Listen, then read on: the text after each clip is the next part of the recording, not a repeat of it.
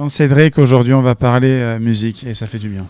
Ouais, on va parler musique en plus avec un groupe. Moi je connaissais pas, j'avoue, et franchement bravo, ça envoie le bois. On remercie d'ailleurs le copain Mathieu Artaud, Matt Promo, grand monsieur qui d'ailleurs fêtait ses 18 ans il y a pas longtemps. Ah, c'est 18 ans de boulot quoi. Ouais, 18 ans de boîte pour Matt Promo. Oui, parce que non. Oui, sinon. Matt, voilà, avant il était déjà majeur. Et donc, on reçoit qui seront en concert ce soir au Bijou, donc Bruno et Mathias du groupe Boucan. Yes. Salut. Bonjour.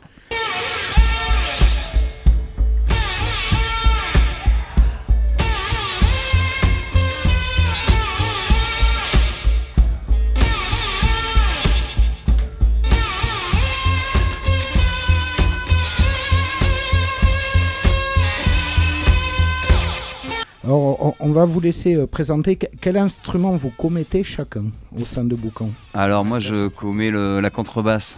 La contrebasse et puis j'ai une grosse caisse, une caisse claire au pied, mais et puis je chante quand même. En fait on est deux chanteurs quoi. Et moi, banjo et des petites guitares bidons, 4 cordes, et chante donc ouais. Térémine. Et Térémine, c'est vrai aussi. Térémine. Ouais. Ah, ça c'est intéressant. Ouais. Ça. Et de manière très subtile. Pas du tout. Ouais, le Térémine, on va préciser pour nos auditeurs qui connaissent pas, en fait, alors c'est un système super bizarre. T'as 2 antennes. Ouais. En fait, avec un, tu joues sur le. En fait, tu joues dans le vide. D'accord, en fait, ça passe sur des ondes. Et oui, je suis très bon à expliquer. En fait, je sais pas, tu vas peut-être expliquer mieux. C'est ça, c'est un instrument à ondes où t'as les basses sur une main, si je me souviens bien. Ouais, t'as les notes et t'as le volume à gauche. L'histoire de Monsieur Térémine, peut-être. L'histoire de Monsieur Térémine, qui est né en 1800. C'est une vieille histoire. C'est quelqu'un qui s'est inventé au début du siècle dernier, quoi. Donc, par un Russe. Par un Russe qui a fait 30 ans de goulag, qui a fini sa vie. Enfin, il a une histoire incroyable. Il est mort, quoi. Léon Térem, il s'appelle. Il est mort, ouais. Mais il n'y a pas très longtemps, il est mort à 95 ans à New York. Il a retrouvé sa femme qu'il avait perdue de vue pendant 50 ans. C'est hallucinant, quoi. Il a été décoré par Lénine, mis au goulag par Staline. Et il a construit des Térémines jusqu'à la fin de sa vie dans les goulags, avec des boîtes de conserve et des machins. C'est une histoire incroyable. Comme on peut dire que Staline a apporté des choses à la musique. Non, c'est pas ça. Non, c'est plus Lénine, je pense. Ouais, Lénine, ouais, du coup. Alors Boucan, le nouvel album, il sort le 31 janvier. Déjà, Boucan, comment ça s'est formé? Comment vous avez eu envie de faire du Boucan ensemble? Je suis sûr qu'on ne l'aura jamais fait. Ouais, c'est la première. Boucan, c'est un groupe qui a déjà 6 ans, 7 ans, qui est né en 2017, en fait. Premier concert en 2017. On était un trio au départ avec Pierrot Pépin, trompette, et nous deux. Donc, on a commencé comme ça. On a fait un premier album à 3, qu'on a aussi également enregistré avec John Parrish. Et puis Pierrot Pépin nous a quittés brutalement début 2020 et on a continué l'aventure Boucan à 2 depuis. Donc on a ressorti un deuxième album, un EP et là le 3e album maintenant, quoi. Donc c'est une longue histoire avec plein de cabossage. Voilà, ouais. Cet album justement, Ballad of John Kairos. Alors, il y a un concept derrière, si j'ai bien compris. Un petit concept, ouais. Bon, comme il vient de le dire, on a enregistré ça avec John Parrish. C'est le 2e album qu'on a enregistré avec John Parrish, pour situer John Parrish, voilà, qui producteur, musicien, avec PJ Harvey, entre autres, Tracy Chapman. Bon, enfin voilà. Et en 2018, on a eu l'opportunité de lui faire suivre un mail avec nos premières maquettes pour savoir si ça lui dirait nous enregistrer. Une semaine après, il nous a répondu que ça l'intéressait. Donc on y allait en courant, on s'est éclaté et puis là on a remis le couvert. On n'a pas pu, pour l'album précédent, parce que c'est le 3e. Sur le 2e, c'était en plein moment où il fermait les frontières pour l'Europe, où il fermait les frontières pour le Covid. Donc on n'a pas pu faire le 2e album avec lui. Mais là, c'était l'occasion de faire un 3e et on s'est éclaté, quoi. C'était en février dernier à Bristol, dans le studio du bassiste de Portiched.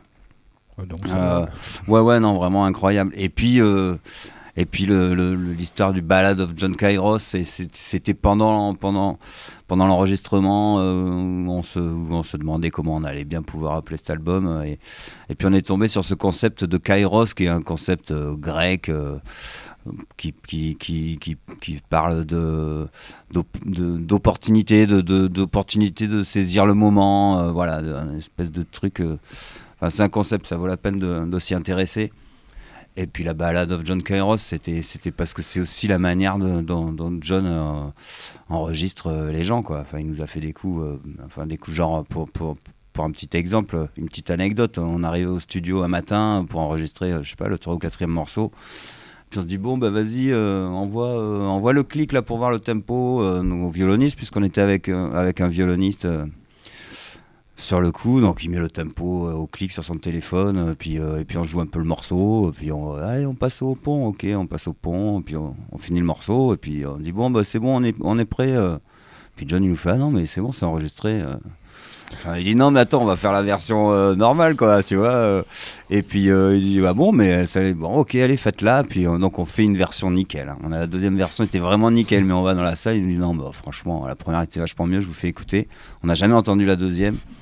Et il s'est démerdé avec le clip qui lui a mis une grosse réverb, tu vois, pour voilà, lui donner en tout cas voilà, et c'était vraiment un travail sur le moment quoi. Voilà, on n'aurait pas enregistré le même album la semaine suivante, et c'est assez génial de bosser comme ça quoi. Puis le fait que ça soit un gars comme John Parrish, quand il te dit quelque chose, tu dis oui. Tu écoutes, tu vois, tu écoutes. C'est pas avec grand monde que.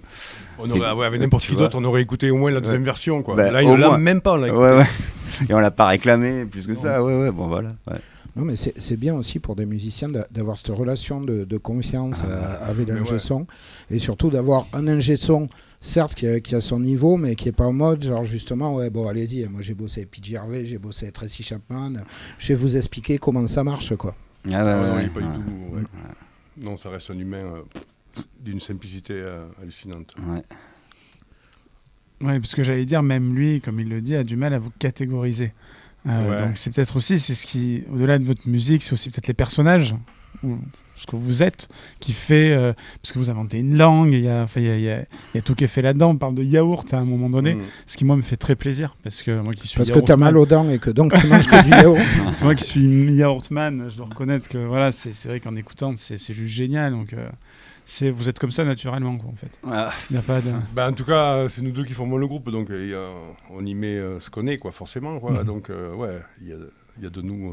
Après le premier album qu'on a enregistré avec lui, on chantait encore en français à l'époque, et puis en fait c'est il y a deux ans lors d'une tournée en Allemagne, comme on fait là maintenant tous les ans un peu, on part 10 jours en Allemagne sur des plans un peu rock'n'roll mais trop bien, on s'éclate bien, on y retourne au mois de mai là, et on fait notre concert, puis ça marchait du tonnerre en Allemagne, quoi, tu vois, notre chanson française, ce que notre tourneur tenait à appeler de la chanson française, alors que nous, on s'y reconnaît pas forcément.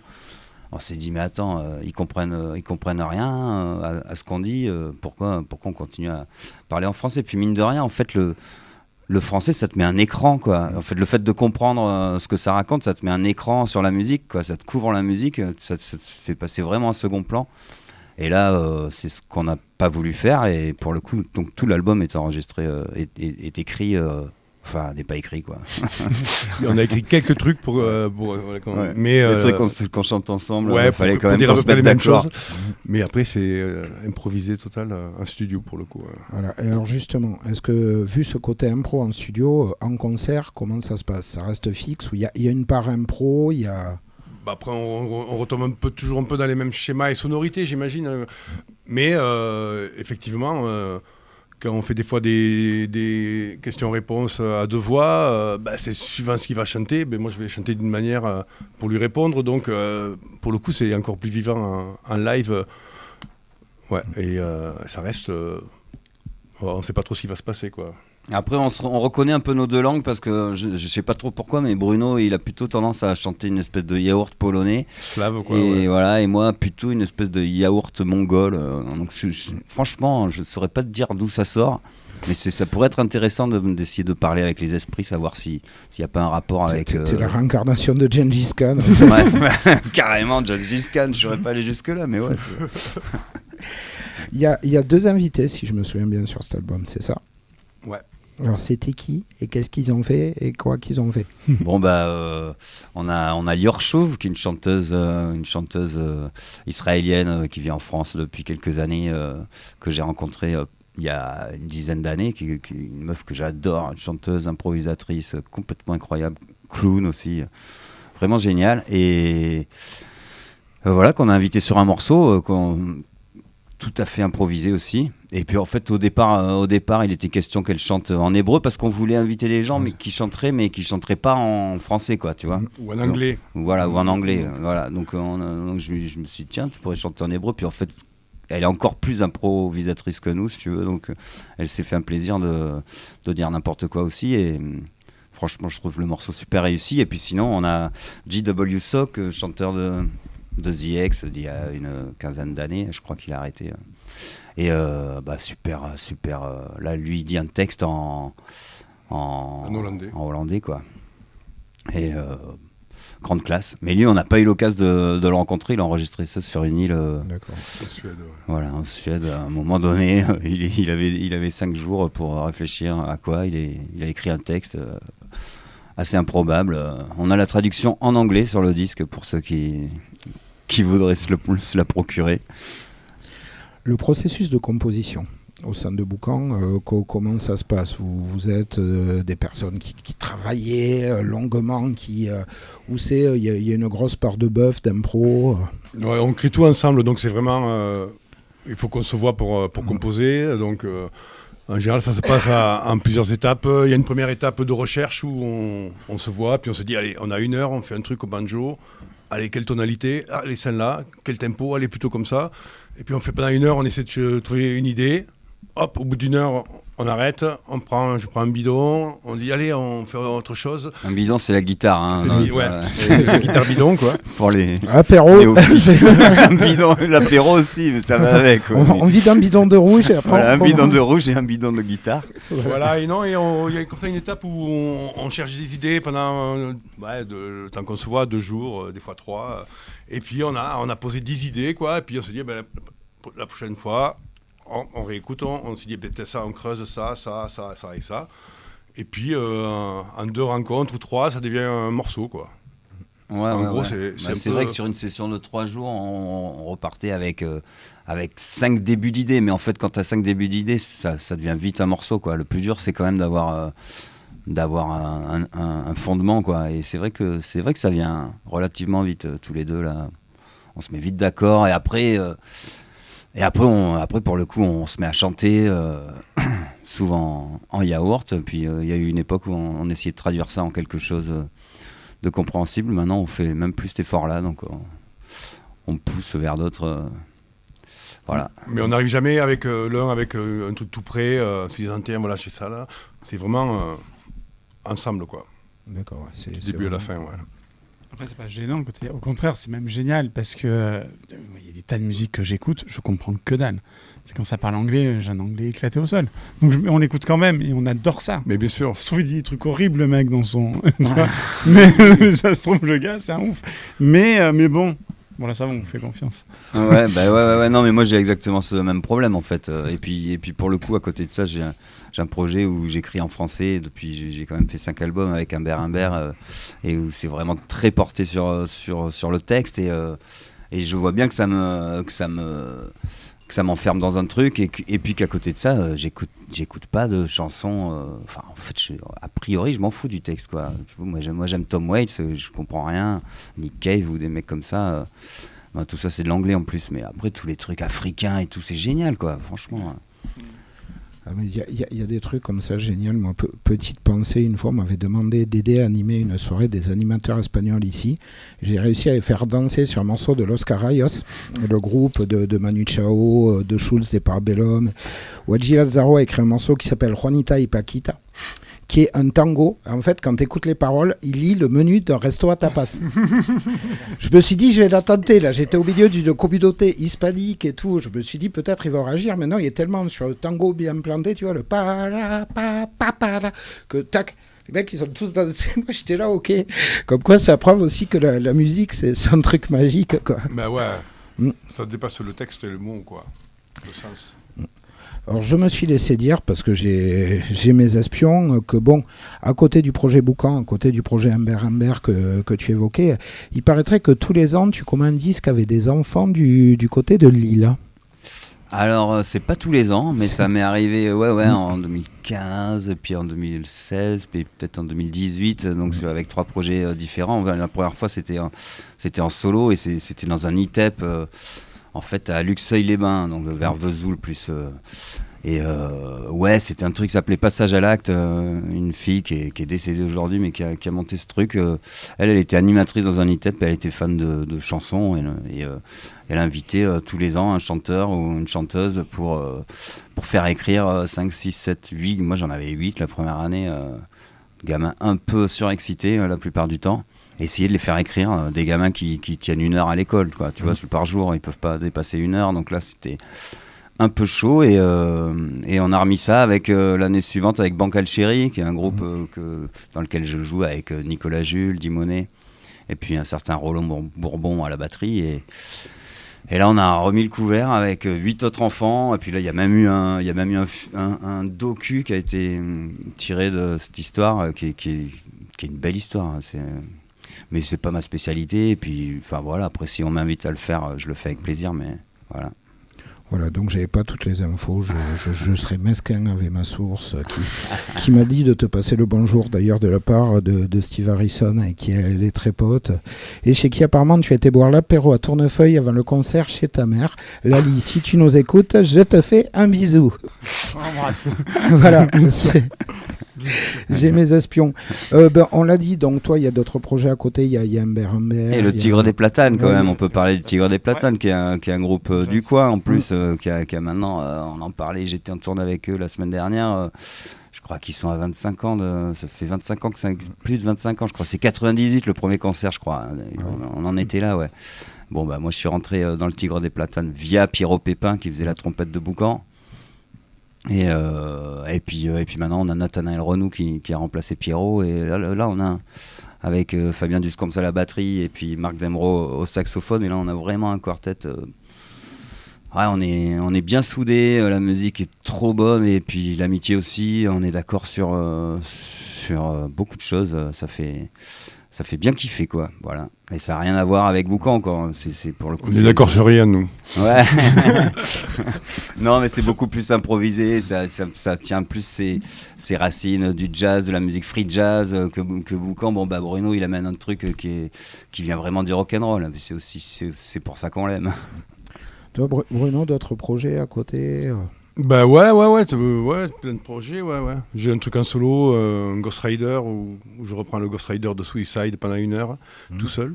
Ah, ça faut le voir, si vous voyez Ghost Rider, Bruno Izzard, c'est comme ça que tu l'appelles. Ouais. Franchement, ça te met le feu. C'est une performance guitare avec cet ampli, un gros son et une autoroute. J'ai ça, après j'ai des groupes par ailleurs, je fais des ciné-concerts avec Laurent Paris, un batteur du Gers, j'ai un duo double apax avec un slammer depuis 15 ans. Qu'est-ce que j'ai ? Je sais pas, j'ai plus de trucs que ça, mais... Bon, ouais, voilà. Tu joues aussi avec Humbert. D'ailleurs, on a enregistré un disque il y a 10 jours. Je suis guitariste chez Humbert. En quintette, sur le quintette. Donc, la guitare acoustique. On a enregistré son prochain album il y a 10 jours. Ouais, non, c'est vrai. Ouais. Et puis non, j'accompagne un conteur sur la plus précieuse des marchandises, Anthony Le Foll. Et voilà, des choses comme ça, quoi. Assez éclectiques. Et sinon, vous dormez des fois, vous mangez, vous arrivez à trouver du temps entre toutes ces activités ? Ouais.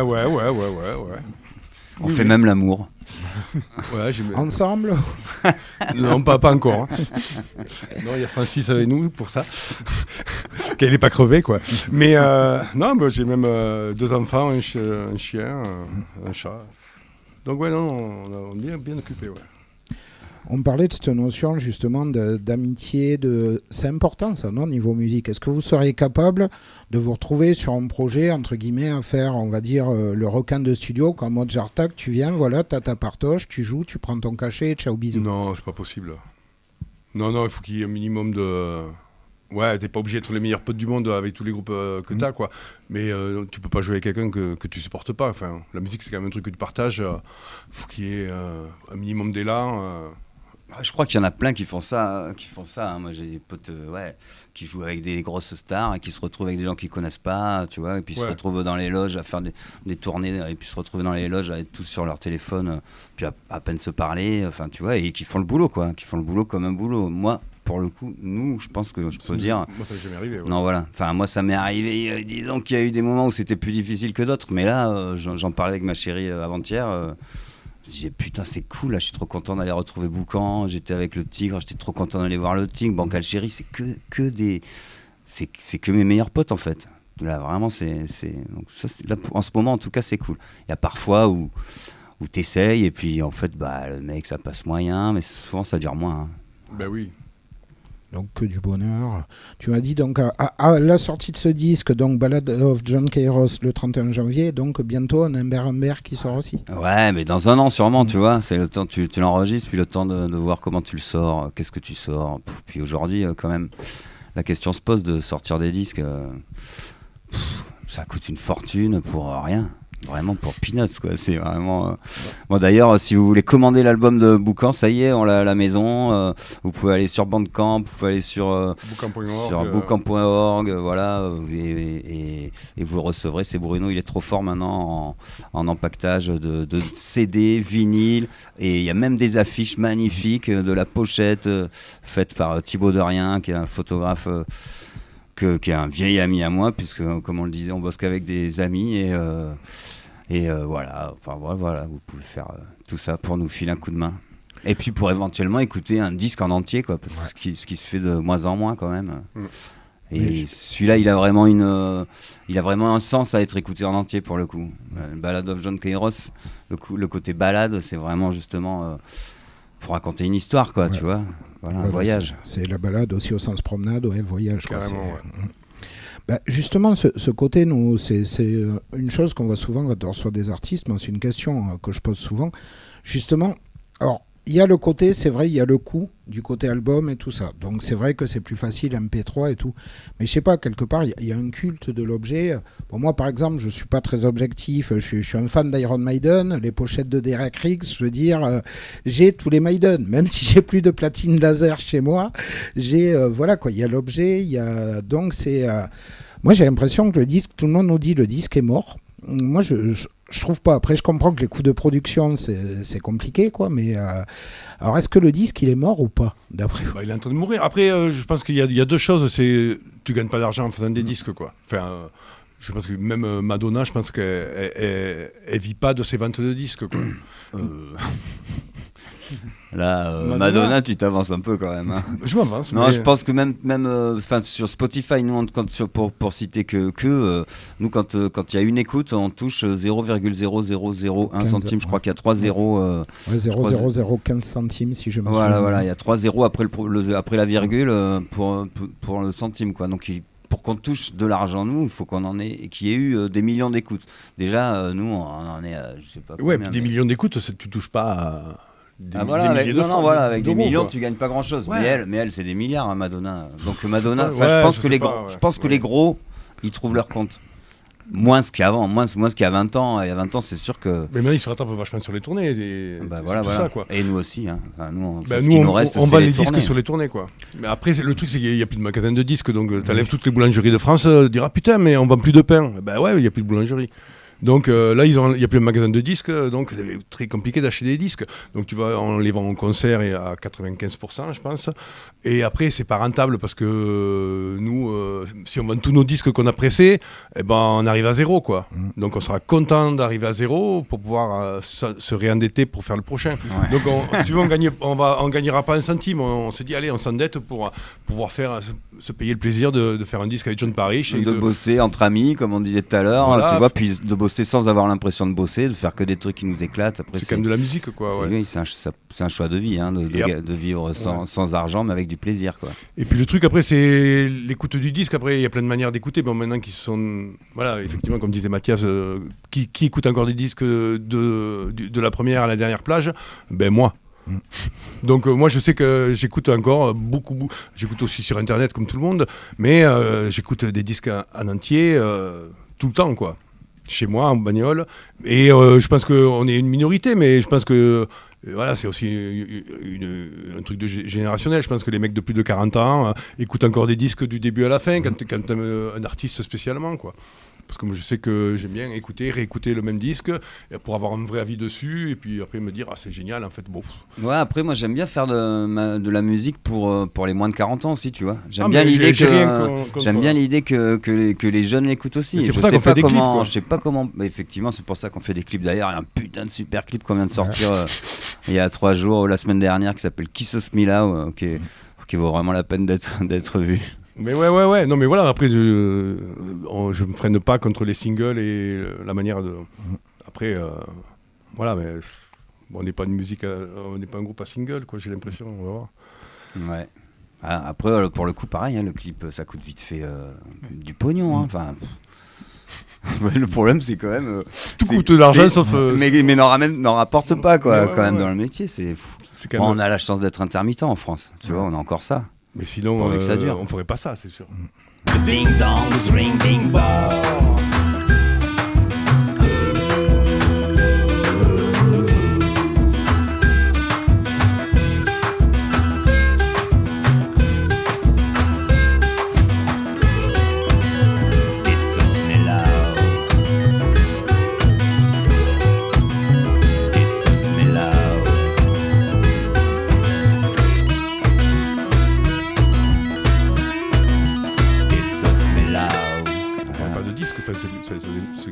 C'est très très compliqué parce que John Parrish il est pas cher, mais il faut y aller quoi, faut aller le faire quoi, tu vois. Et puis une journée de studio, que ce soit en France ou en Angleterre, non, c'est un coup. Voilà, s'il n'y avait pas le plaisir de faire ça et de créer la musique, on n'a aucun intérêt à faire ça pour nous quoi. Bah, surtout depuis le Brexit, aller en Angleterre, c'est un peu plus compliqué, un peu plus onéreux. Au niveau des titres, par contre, les titres que vous avez choisis sur les morceaux, moi, il y en a un que j'ai bloqué, parce que mon petit camarade, bien que plus jeune que moi, est grand fan, Sinatra 62. Comment vous choisissez vos titres ? Pour les morceaux ailleurs, c'est un peu compliqué, parce que des fois... Alors, Sinatra 62, c'était vraiment un morceau de travail, quoi. Un nom de travail, quoi. C'est-à-dire que comme on parlait quand on cherche des idées, quoi, et celui-là il s'appelait Sinatra déjà. Ça fait un peu penser à Sinatra, à la maquette on se dit tiens, tu vois, ça fait un peu Sinatra, wow. Voilà, ouais. Puis après on s'est dit 62, c'était le tempo du morceau. C'est ça, c'était le clic. Donc on l'a dit, tiens, ça laisse un... Parce que quand tu travailles comme ça, tu sais à quel tempo tu le bosses, t'es pas obligé de réécouter tout ça, donc c'était un côté pratique. Et après on s'est aperçu, du coup on regardait qu'est-ce qui s'est passé en 62 pour Sinatra, quoi. Puis on s'est aperçu qu'il y avait un groupe de Bristol qui s'appelait Sinatra 62. Alors je l'ai cherché, mais qu'est-ce qui s'est passé ? Non, il a joué pour la première fois à l'Olympia, mais c'est tout ce que j'ai. Voilà, il n'y a pas plus que ça, quoi, sur Sinatra 62. Il y a Hannah 89 aussi, un morceau qui s'appelle Hannah. Dont le tempo est à 89. Non, le tempo est à 89. Il est monté. Le tempo était à 91, mais John nous a dit gardez Hannah 89 pour le tempo. On le jouait trop lent, quoi. Mais on l'a accéléré, mais on a gardé le nom. Le travail. D'accord, donc en fait, il y a du mensonge chez Boucan. Boucan vous ment. Ouais, complètement. Donc, ne croyez pas. Comme en plus cette émission sera passée en différé, déjà on espère que vous avez passé un bon concert ce soir du côté du Bijou. Il y a d'autres dates de prévues ? Ouais, il y en a quelques-unes. Ouais, là on est après-demain à la Lune Rouge à Versailles-sur-Seille dans le Tarn-et-Garonne. Le Café Plume à Lautrec, là, dans le coin, c'est ça, ce week-end.